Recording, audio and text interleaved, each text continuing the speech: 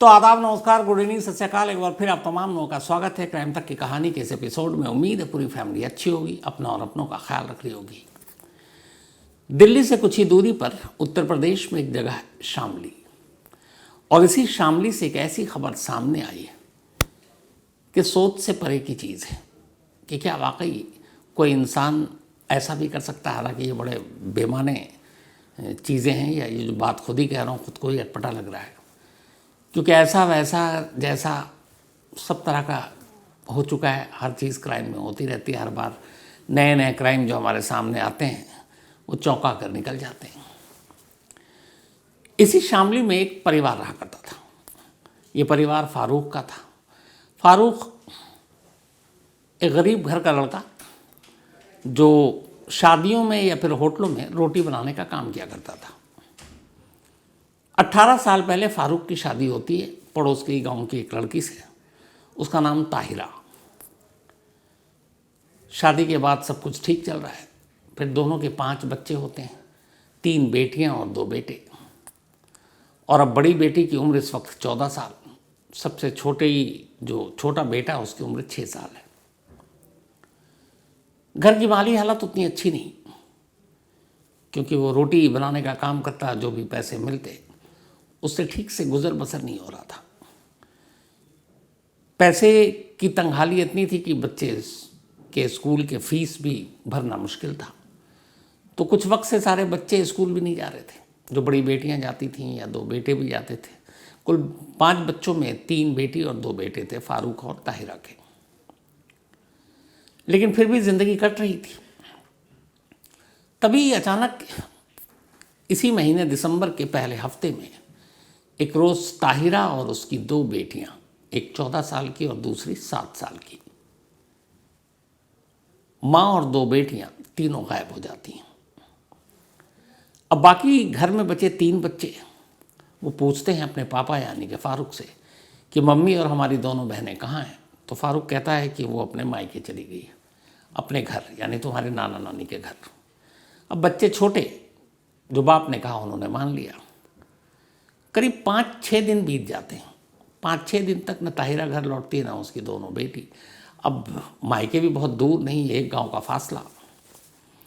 इधर 1 हफ्ता हो गया, लगभग 6 दिन ताहिरा अपने घर वालों से बात भी नहीं कर रही, अपने माँ बाप से।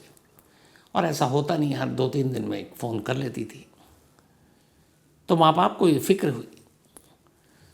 तो ताहिरा के जो फादर हैं, वालिद, वो पहुँचते हैं गाँव और फारूक से पूछते हैं कि मेरी बेटी और बाकी दोनों मेरी नातिन कहाँ हैं। अब उसने अपने बच्चों को तो ये बता रखा था कि मायके गई हैं, लेकिन मायके से खुद फारूक के ससुर साहब आ चुके हैं। तब उनसे क्या बोले, तो उसको बताया कि एक दिन झगड़ा किया और गुस्से में वो दोनों बेटियों को लेकर निकल गई। ये बात मतलब यकीन करने लायक नहीं था ताहिरा के फादर के लिए, क्योंकि उन्हें मालूम था कि उनकी बेटी कभी ऐसा नहीं कर सकती। बिना बताए हुए अगर गुस्से में कहीं जाएगी भी तो अपने ही घर आएगी। तो उन्होंने अपने लेवल पे पता करना शुरू किया। उन्हें शक हुआ फारूक के ऊपर। फिर वो गांव के प्रधान के पास गए और उन्होंने कहा कि मेरी बेटी और मेरी 2 नातिन पिछले 6 दिनों से गायब है। और इस दौरान में बाकी के जो 3 बच्चे थे उनसे भी बात करने का मौका मिला। तो बच्चों ने अपने नाना को बताया कि पापा ने तो ये कहा है कि वो आपके हैं, यानी कि नाना नानी के घर गए हुए। तो अब 2 तरह की बातें सुनकर ताहिरा के फादर को शक हुआ और उन्होंने गांव के प्रधान के पास जाकर ये सारी बात बताई। प्रधान को भी लगा कि कुछ गड़बड़ है। तो प्रधान ने कहा कि चलो मेरे साथ पुलिस स्टेशन चलो। अब दोनों पुलिस स्टेशन जाते हैं। प्रधान की मौजूदगी में ताहिरा के फादर कंप्लेंट लिखाते हैं कि उनकी बेटी और 14 बरस की और 6 बरस की उनकी नातिन गायब है 1 हफ्ते से, और उन्हें शक है कि कहीं उसके शौहर ने कुछ उनके साथ उल्टा पुल्टा ना कर दिया। पुलिस रिपोर्ट लिखती है। रिपोर्ट लिखने के बाद आप फारूक से पूछताछ करने का फैसला करती है। फारूक को थाने बुलाया जाता है। फारूक वही कहानी सुनाता है कि उससे झगड़ा हुआ, मुझसे कुछ पैसे मांग रही थी, मैंने दिया नहीं। गुस्से में वो उठी और अपनी दोनों बेटियों को लेकर निकल गई। लेकिन बच्चों से झूठ बोला। पुलिस ने क्रॉस चेक किया। फिर आखिरकार पुलिस ने अपने तरीके से फारूक से पूछताछ शुरू की। जब पूछताछ शुरू की तो फिर फारूक ने पुलिस वालों से कहा चलो मेरे साथ, और उसके बाद फारूक पुलिस के लोगों को लेकर अपने ही घर पहुंच गया। जब वो घर पहुंचता है तो वहां जाकर घर के अंदर इशारा करता है एक सेप्टिक टैंक की तरफ उंगली करके कि मैंने अपनी बीवी और दोनों बेटियों को मारकर इसी घर के अंदर इसी जगह दफना दिया है। ये जो आप तस्वीर देख रहे हैं खुदाई की, ये उसी वक्त की है जब उसने पुलिस को अपने घर में बुलाया और कहा। उसके थोड़ी देर के बाद फिर पुलिस के आला अफसर भी पहुंचे और मजदूरों को बुलाया गया और खुदाई का ये काम शुरू हुआ। खुदाई होती रही। अब एक तरफ पुलिस की एक चश्मदीद, एक गवाह, वो कह रहा है मैंने यहाँ मार के दफनाया है, 6 दिन हो गए, 3 लोग गायब हैं, सारे डिस्ट्रिक्ट के आला अफसर भी मौजूद हैं। अब पुलिस को ये लग रहा 5 फीट तक गहरा गड्ढा खुद चुका है, कुछ मिला नहीं, कि अगर गवाह ने झूठ बोला क्या, या गवाह की इस पे न मिला तो फिर आगे क्या करेंगे। उधर ताहिरा के घर वाले भी उसी भीड़ में शामिल हैं जहाँ खुदाई हो रही है, और उनका दिल धक धक कर रहा है कि बस ये झूठ निकले और इस गड्ढे से कोई लाश न बाहर आए। इसी कश्मकश और उधेड़बुन के बीच अगले करीब आधे घंटे तक खुदाई का काम चलता रहा। आधे घंटे बाद जब करीब 7 या 8 फीट गहरा गड्ढा खुद चुका था, तब अचानक बदबू आनी शुरू हुई। लोगों ने अपने नाक पर हाथ रखे और फिर और गहराई में खोदने के बाद एक एक कर 3 लाशें घर के अंदर ही दफन बाहर आ जाती हैं। फारूक ने पुलिस से सच कहा था। ये 3 लाशें, उनमें से एक ताहिरा थी, कपड़ों से उस वक्त शिनाख्त की गई क्योंकि हालत ऐसी थी नहीं। 2 लाशें छोटी बच्चों की थी, जिनमें एक 14 साल की उसकी बेटी है और दूसरी 7 साल की। तीनों लाशों की कपड़ों से शिनाख्त हो चुकी थी। फारूक की गवाही पर ही घर के अंदर ये खुदाई हुई, वहीं से लाश मिली। इसका मतलब ये था कि 3 कत्ल फारूक नहीं किए। पुलिस फारूक को गिरफ्तार कर लेती है। इसके बाद अब उससे डिटेल में कहानी पूछती है और फिर वो जो बताता है वो कहानी किसी इंसान के कत्ल के लिए वजह बन जाए, यही चीज़ चौंकाती है। आगे मैं कहानी आपको बताऊं उससे पहले ये शामली के एसपी साहब हैं, एनपी सिंह, इन्होंने कुछ कहा। मैं पहले आपको वो सुनाना चाहता हूं, बहुत ज़रूरी है। तो एनपी सिंह शामली के एसपी बाकायदा कैमरे पर कुछ कह रहे हैं, ये आप सुनिए। उन्होंने बताया कि साहब मेरी शादी 18 बरस पहले हुई थी। मैं अपनी पत्नी को काफ़ी पर्दे में रखता था, नकाब और बुर्के में, कभी उससे बाहर नहीं निकली थी। लेकिन विगत 1-2 महीने से काफ़ी झगड़ा हमसे कर रही थी और 1 महीने पहले वो हम अपना बुर्का और नकाब निकाल के फेंक दिया। उसने बताया कि अब मैं ओपन रहूँगी, हम भी काम करेंगे और हमारे बच्चों को दिक्कत हो रही है। फिर वो अपने आप चली गई एक पब्लिक ट्रांसपोर्ट से अपने मैके मुजफ्फरनगर में। इस बात से वो काफी नाराज था कि ये जो इसने पर्दा हटाया, जो नकाब बुर्का हटाया, इससे हमारी बड़ी बेइज्जती अपमान हुआ। ये खुले गई यहाँ से पब्लिक ट्रांसपोर्ट में, मैंने कभी ऐसा नहीं होने दिया था। इसी मतलब कि नाराज रहता था वो। ये पुलिस का स्टेटमेंट है और एसपी रैंक के अफसर बाकायदा मीडिया से बात करते हुए बता रहे हैं। अब इस वजह पर कौन नहीं चौंकेगा, लेकिन जो पूरी कहानी है वो ये है कि 18 साल पहले जब फारूक की शादी हुई ताहिरा से, तो फारूक ने हमेशा अपनी बीवी को पर्दे में रखा। बहुत सारे मुस्लिम फैमिली रखते हैं, उसने भी रखा। ताहिरा ने कभी इस पर एतराज़ भी नहीं किया, ना विरोध किया, और इस तरीके से ज़िंदगी आगे बढ़ती रही। 5 बच्चे भी हो गए, पति पत्नी साथ रहे, सब कुछ ठीक था। लेकिन अब जब बच्चे बड़े हो रहे थे और इन बच्चों को स्कूल से भी हटा लिया गया क्योंकि पैसे कम थे, एक अकेला कमाने वाला फारूक और उसकी भी आमदनी बहुत ज़्यादा नहीं, तो ताहिरा को लगा, वो थोड़ी पढ़ी लिखी थी, कि अगर मैं भी अपने शौहर का हाथ बटाऊं तो शायद घर की माली हालत सुधर जाए। बट हाथ बटाने के लिए ज़रूरी है वो कोई कामकाज करे। तो ताहिरा चाहती थी कि वो कोई नौकरी कर ले छोटी मोटी आसपास में, और जो भी पैसे आएंगे कम से कम बच्चों की परवरिश ठीक से हो जाएगी, घर की हालत थोड़ी सुधर जाएगी। उसने अपने शौहर यानी फारूक से ये कहना शुरू किया कि देखो हम दोनों मिलकर काम करेंगे तो घर की हालत बेहतर होगी। लेकिन फारूक इसके लिए तैयार नहीं था। वो नहीं चाहता था कि उसकी बीवी दहलीज पार करे घर की और कोई काम करे या नौकरी करे। इस बात पर अक्सर दोनों में बहस भी होती थी। नवंबर के महीने में, नवंबर पहला हफ्ता, एक रोज़ फिर दोनों में इस बारे में बात हुई और घर की माली हालत को लेकर ताहिरा ने कहा अपने शौहर से कि मुझे आप नौकरी करने दो और उससे पैसे आएंगे, बच्चों का करियर भी अच्छा बनेगा, उनको हम अच्छी बेहतर ज़िंदगी देंगे। इसी बात पर मियाँ बीवी में उस दिन बहुत ज़बरदस्त झगड़ा हो गया। झगड़ा इतना बढ़ा कि ताहिरा को गुस्सा आया और ताहिरा अपने घर से मायके के लिए निकल गई गुस्से में।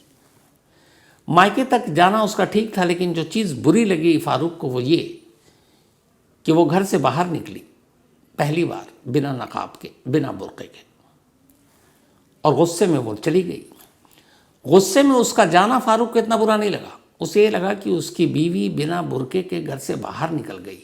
मोहल्ले के लोग, ख़ानदान के लोग उनके सामने मेरी नाक कटा दी कि बिना पर्दे के कैसे बाहर जा सकती है।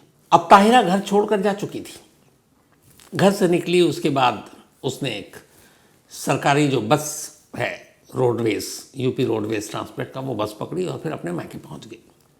बाद में कुछ जानकार जो फारूक के थे उन्होंने बताया कि मैंने तुम्हारी बीवी को देखा और वो बस में जा रही थी।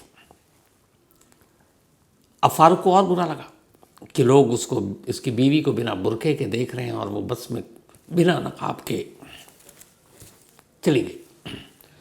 उसे लगा कि ताहिरा ने उसकी बेइज्जती की है, ख़ानदान में उसकी नाक कटवा दी, मोहल्ले में उसकी नाक कटवा दी, सिर्फ इसलिए क्योंकि उसने बुर्का नहीं पहना। ये बात उसे बहुत बुरी लगी। अब वो सोचता रहा कि क्या करें।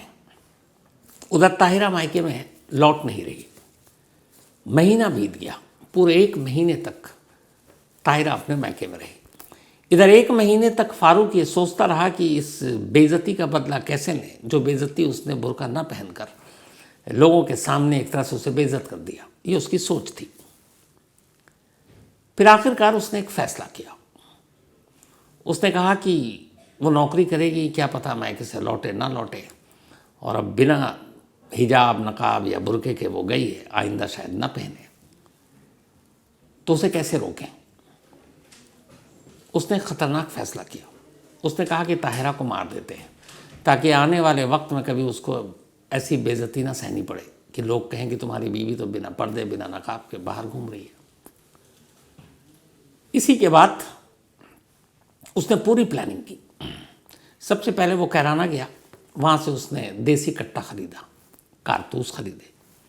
फिर घर आया। उसके घर में सेप्टिक टैंक बनना था। ये ताहिरा के मायके जाने से पहले की बात थी और थोड़ा सा गड्ढा हो चुका था। उसने उस गड्ढे को और गहरा किया। जब गड्ढा पूरा गहरा हो गया, मट्टी घर के अंदर ही रखी। इसके बाद वो पहुंचता है अपने ससुराल। ताहिरा उसको देखकर चौंक गई, लेकिन उसे अच्छा लगा कि चलो पति को अपनी गलती का एहसास हो गया, वो उसे लेने आया। और फारूक ने भी वहाँ जाकर कुछ इसी तरह का बर्ताव किया। उसने कहा ठीक है, जो तुम चाहती हो हम वैसे ही करेंगे, घर लौट चलो, बच्चे भी इंतज़ार कर रहे हैं। ताहिरा सारी चीज़ों से अनजान कि उसके पति ने, उसके शौहर ने क्या सोच रखा उसके बारे में, और खुशी खुशी वो अपने मायके से उसके साथ ससुराल आ गई। अब ससुराल आने के बाद घर में कट्टा, गोली सब तैयार है, गड्ढा खुला हुआ है, सिर्फ और सिर्फ फारूक को मारना है। लेकिन अगले 7 दिन तक उसकी हिम्मत नहीं होती कि वो अपनी बीवी को गोली मारे। हर दिन सोचता आज मारूं, फिर सोचता है रहने दूं, फिर सोचता बात करूं, और इसी उधेड़-बुन में 7 दिन निकल जाते हैं। फिर इन 7 दिनों में उसे लगता है कि नहीं, ये बदली नहीं है, ये पक्का नौकरी करेगी, ये पक्का फिर से बिना बुर्के के बाहर जा सकती है। 8वें दिन उसने कहा नहीं, अब कोई कश्मकश नहीं, अब मुझे मारना है। इसके बाद 9 और 10 सितंबर की रात थी। बच्चे सब सो चुके थे, बच्चे के सोने का इंतज़ार कर रहा था। जब देर रात हुई तब इसने अपनी बीवी ताहिरा से कहा कि उसे चाय पीनी है। बीवी किचन में गई चाय बनाने के लिए। वो उसके पीछे गया, कट्टा साथ में था, पीछे से सर में बीवी को गोली मार दी। गोली लगते ही पहली ही गोली घातक थी। ताहिरा फर्श पर गिर पड़ी। लेकिन फारूक को अंदाज़ा नहीं था कि देसी कट्टे से गोली चलाने पर आवाज़ बहुत तेज़ आएगी। बीवी की लाश ज़मीन पर खून से लथपथ पड़ी हुई है, लेकिन गोली की आवाज़ रूम में सो रहे उसके बच्चों में से सबसे बड़ी बेटी के कान तक पहले पहुंची। बड़ी बेटी को लगा कि क्या हुआ। वो नींद में उठी, बाहर आई तो देखा किचन में उसकी माँ ज़मीन पर खून से लथपथ पड़ी है और उसके पापा के हाथ में एक बंदूक है।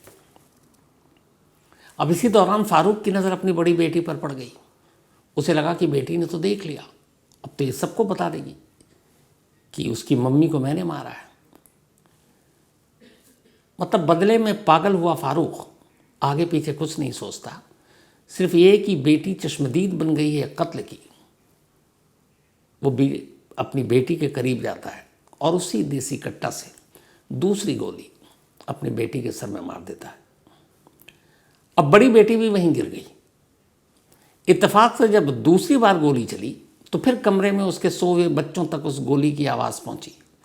इसके बाद जो उसकी सबसे छोटी बेटी थी, जिसकी उम्र 6 साल, वो गोली की आवाज़ के शोर से उसकी नींद खुल गई। जब नींद खुली तो उसने देखा कमरे में मम्मी नहीं है, बड़ी बहन भी नहीं है। वो बाहर निकलती है। जैसी बाहर आती है वो भी किचन के पास देखती है कि उसकी बड़ी दीदी, बड़ी बहन फर्श पर पड़ी है, सर से खून बह रहा है, सामने माँ पड़ी है, खून बह रहा है और उसके पापा हाथ में बंदूक लिए खड़े हैं। अब फारूक को लगा कि ये भी विटनेस है, 6 साल की है, बोलती है, समझदार है, तो ये भी बता सकती है कि ये 2 कत्ल मैंने किया। तो उसे लगता कि नहीं, गवाह को छोड़ना नहीं चाहिए। 6 साल की अपनी छोटी सी बच्ची के सर पर वो तीसरी बार गोली चलाता है। बच्ची वहीं गिर जाती है। अब उसके सामने 3 लाश पड़ी थी, उसकी बीवी की, उसकी बड़ी बेटी की और सबसे छोटी बेटी की। इत्तेफाक से इन 3 गोलियों की आवाज़ बाकी उसी घर में सो रहे उसके 3 बच्चों के कानों तक नहीं पहुंची और वो तीनों सोए रहे। ये उनका नसीब था। अगर उनमें से किसी के भी कानों तक गोली की आवाज़ पहुंचती और कोई भी फिर कमरे से बाहर निकलता तो अगली गोली उसके सर में लगना तय था।